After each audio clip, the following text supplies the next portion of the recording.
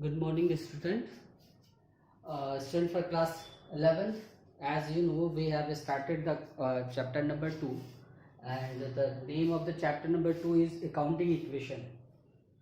And I have given you a single video, that was question number 2 from accounting equation. And I would like to say one more thing. If you want to get grip over there on accounting equation, then it's better to just follow the rule of debit and credit. In the first video I told you what is accounting equation. Equation means equation which is divided by a equator. There is LHS and RHS, and what is the equation? Assets is equal to capital and liabilities.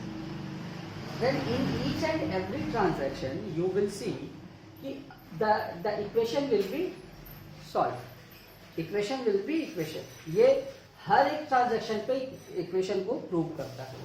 जितने भी assets होते हैं, जितने भी expenses होते हैं और जितने भी लॉसेस होते हैं, इन सब के डेबिट बैलेंस होते हैं. और जितने भी लायबिलिटीज होती हैं, चाहे इंटरनल चाहे एक्सटर्नल, इन सब के क्रेडिट बैलेंस होते हैं. तो देखिए, सबसे पहला इस क्वेश्चन में है what will be effect of the following on the accounting equation. Question number 6 है डीके गोयल का 2019 एडिशन में. हर्ष स्टार्टेड बिजनेस विद कैश ₹1,80,000. हर्ष ने 1,80,000 से बिजनेस को स्टार्ट किया. तो आप एंट्री क्या बनाते हैं इसकी? Cash account debit to capital.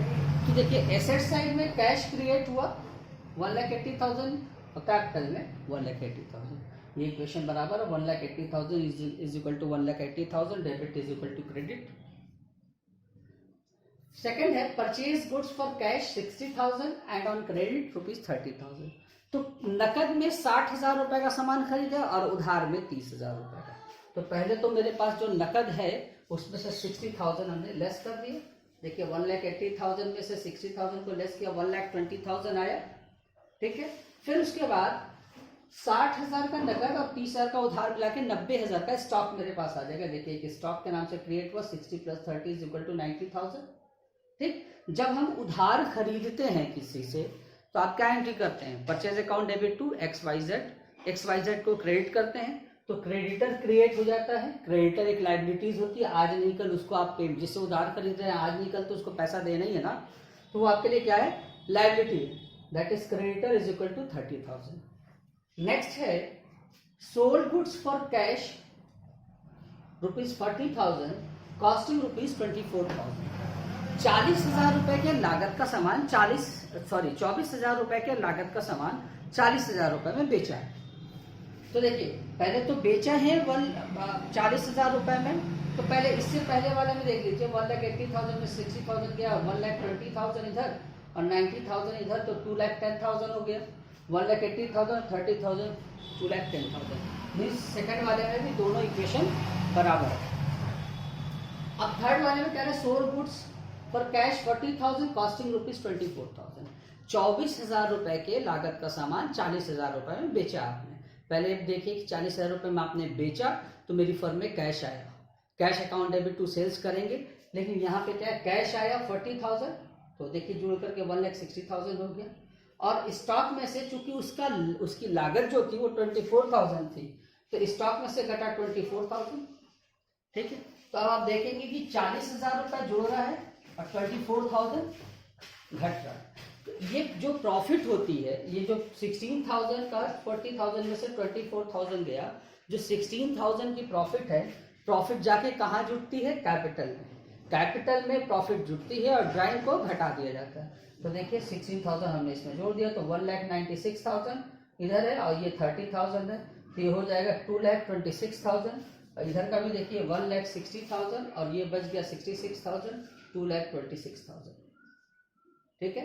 Fourth है rent paid ₹5,000 and rent outstanding ₹2,000. सबसे पहले देखिए, हमने कहा था किसी भी तरीके के एक्सपेंस को अगर आप पे करते हैं इधर कैश से, और अल्टीमेटली उसका कैपिटल में फर्क पड़ता है. क्योंकि देखिए, जब आप किसी भी एक्सपेंसेस को लिखते हैं तो आपके प्रॉफिट कम होता है, और जब आपका और प्रॉफिट कहाँ जाके जुटता है? कैपिटल में. ठीक है.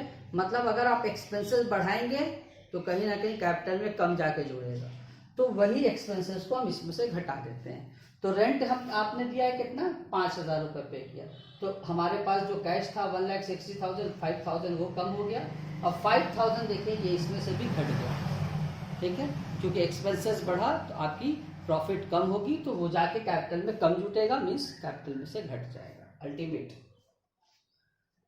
और 2,000 रुपये आउटस्टैंडिंग है। आउटस्टैंडिंग का मतलब बाकी, मीन्स आपने पेमेंट नहीं किया but still it's outstanding. Outstanding एक लायबिलिटी होती है जिसको कि आज नहीं कल आपको पेमेंट करना होगा। तो देखिए है तो वो एक एक्सपेंस, क्योंकि इसकी जनरल एंट्री क्या बनती है students, rent account debit to outstanding rent, यही बनती है, rent account debit to outstanding rent. तो खर्चा तो दिखा दिया जाता है, बस कैश नहीं जाता, तो खर्चा दिखाया गया ना, तो इसका मतलब है कि आपका प्रॉफिट कम आएगा, तो 2,000 रुपये से मतलब प्रॉफिट कमाने का मतलब कि इसमें से घटा दिया हमने, और इसी साइड आउटस्टैंडिंग एक्सपेंस के नाम से 2,000 रुपये हमने लिख दिया। क्यों, क्योंकि आज नहीं कल ये हमारे ऊपर एक हमको पेमेंट करना ही करना है। फिर आगे देखते हैं student, sold goods on credit ₹50,000 costing 38,000। 38,000 की वैल्यू का सामान 50,000 में सेल किया। तो सबसे पहले तो 1,50,000 जो बचा है, sold goods on credit on credit है, तो क्रेडिट में उधार में 50,000 रुपए का बेचा, तो कैश तो बढ़ेगा नहीं, इसमें से 38,000 घटाएंगे। क्यों घटाएंगे, क्योंकि उसकी कॉस्ट जो है 38,000 है, तो 66,000 से 38,000 गया, तो 16 में से 8 गया 8, 5 में से 3 गया 2, 28,000। और जब आप उधार बेचेंगे किसी को, तो क्या एंट्री करते हैं, x account debit to sales. X क्या होता है, डेटर होता है, आज नहीं कल वो मेरा आपकी संपत्ति है, किसी को आपने सामान बेचा, वो पैसा नहीं दिया, तो आज नहीं कल वो आपको देगा, तो आपके लिए एक डेटर एक एसेट्स होता है। तो देखिए एक डेटर क्रिएट हो जाएगा 50,000 का।